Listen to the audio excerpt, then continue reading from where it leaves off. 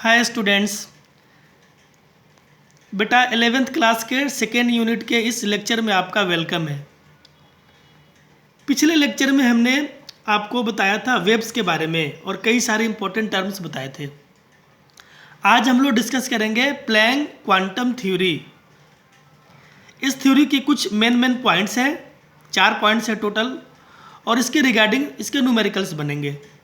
तो पहले सारे पॉइंट्स को आप ध्यान से सुनेंगे। अकॉर्डिंग टू दिस थ्योरी, पहला जो इसका पॉइंट है कि जब भी एनर्जी का रेडिएशन होता है, एनर्जी या रेडिएट हो या इमिट हो, तो वो हमेशा कभी भी कॉन्टिन्यूअस नहीं होता, ये हमेशा डिसकॉन्टिन्यूअस होता है।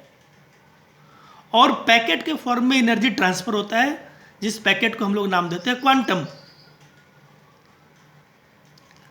द रेडिएंट एनर्जी इमिटेड और absorb by a body not continuously but discontinuously in the form of a small discrete packet of energy, and these packets are called quantum।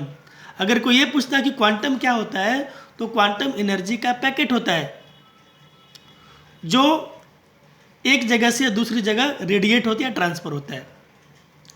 Second जो हमारे पास term है इस theory का, कि जो quantum आप बोल रहे हैं, अगर लाइट का कहीं रेडिएशन हो रहा हो तो उसके छोटे पार्टिकल को हम लोग, उसके छोटे पैकेट को फोटोन बोलते हैं, जबकि अदर केस में इसी चीज़ को हम लोग क्वांटम बोलते हैं। In case of light the smallest packet of energy is called photon, but in general case the smallest packet of energy is called quantum. Light के केस में आपको बोलना है फोटोन, और अदर किसी केस में आपको बोलना है क्वांटम। तीसरा जो इसमें पॉइंट है कि the energy of each quantum is directly proportional to frequency.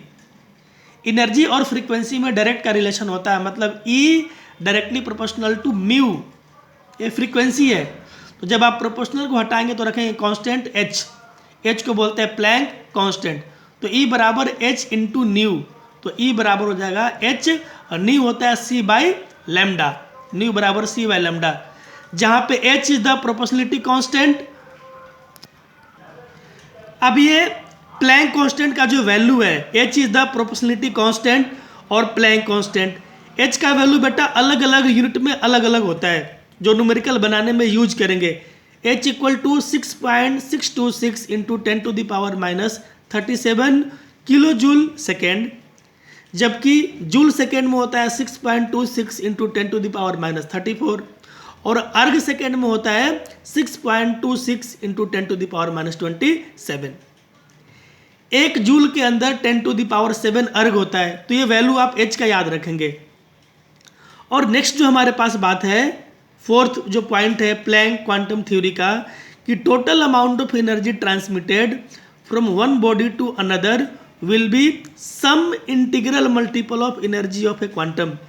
एक क्वांटम की जो एनर्जी होती है उसका इंटीग्रल मल्टीपल होता है, जहाँ पे n का वैल्यू e बराबर मैंने लिखा है एन एच न्यू, तो n कोई आपके पास पॉजिटिव होल नंबर होगा, तो आप टोटल एनर्जी को आप यहाँ पे बता सकते हैं। अब बेटा इस थ्योरी के जो मेन 4 पॉइंट थे, इसके रिगार्डिंग मैंने कुछ न्यूमेरिकल आपको समझा रखे हैं। इन न्यूमेरिकल्स को करने के बाद जो मैं आपको काम दूंगा उसको करना पड़ेगा। जैसे पहला इसमें न्यूमेरिकल है कि कैलकुलेट,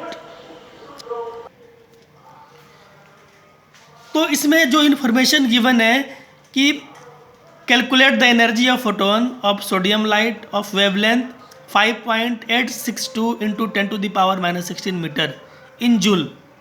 तो लैम्डा आपको गिवन है, सी का वैल्यू, वेलोसिटी ऑफ लाइट आपको पता होता है 3 इंटू 10 टू द पावर 8, तो आप डायरेक्ट फार्मूला लगाएं, ई बराबर H C by lambda. Values को पुट करें, सॉल्व करेंगे तो आपका जूल के अंदर वैल्यूज आ जाएगा 3.38 into 10 to the power minus 10। Second जो क्वेश्चन हमारे पास है बेटा, कि calculate the frequency and energy of photon of wavelength 4000 angstrom. तो अगर आप फ्रीक्वेंसी निकालते हैं तो म्यू बराबर मैंने बताया था सी बाई लैम्डा, सी का वैल्यू आपको पता होता है, और जो लैम्डा एंगस्ट्रम में दिया हुआ था उसको मीटर में चेंज करेंगे, तो आप 10 टू द पावर माइनस 10 से मल्टीप्लाई करेंगे, then it become 7.5 10 to the power 14 पर सेकेंड।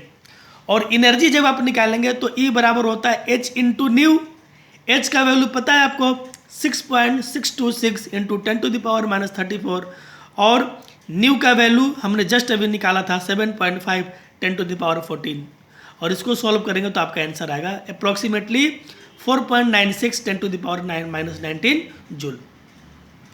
और लास्ट हमारे पास जो क्वेश्चन है कहता है कि विच हैज़ हायर एनर्जी, किसकी एनर्जी ज़्यादा है। ए हमारे पास है a photon of violet light with wavelength 4000 angstrom और दूसरा है a photon of red light with wavelength 7000 angstrom. तो अगर दो चीज़ का वेवलेंथ दिया हो तो हम लोग जानते हैं कि energy anti proportional to wavelength, मतलब जिसका वेवलेंथ कम होगा उसकी एनर्जी ज़्यादा होगी। तो जाहिर सी बात है ए वाले में एनर्जी कम है बी से, तो वायलेट लाइट का एनर्जी रेड लाइट से ज़्यादा होगा। Means E equal to H C by lambda, H C constant है तो E anti proportional to lambda, lower the wavelength higher the energy, it means E violet energy जो होगा violet का वो greater होगा रेड वाले से। तो यहाँ तक आपको करना है और इसके रिगार्डिंग जो भी क्वेश्चन है आपको फिनिश करने हैं। Thank you.